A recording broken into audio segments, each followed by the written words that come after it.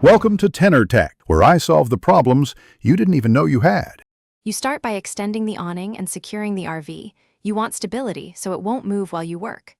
Once extended, mix 1 bucket of warm water with 1/4 cup mild dish soap. This lifts surface dirt.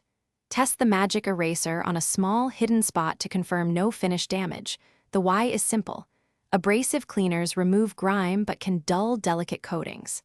Then, wring the pad to damp, not dripping, and begin working a 1-foot section at a time. Once you're in the middle of the job, focus on consistent technique. Work in 1-foot sections and keep the magic eraser damp, not soaking, so you lift grime without saturating material. Apply light, controlled pressure and move with the fabric ribs or metal grain that prevents streaks and abrasion. Rinse the section immediately with clean water to avoid residue. Make sure to change rinse water when it looks dirty, because dirty water redeposits contaminants, and repeat stubborn spots with short, gentle strokes. To finish, do a thorough final rinse with fresh water and let the awning air dry completely before retracting.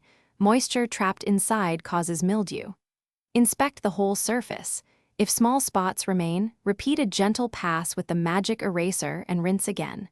If you notice discoloration or finish loss, stop immediately. The likely cause is abrasive contact.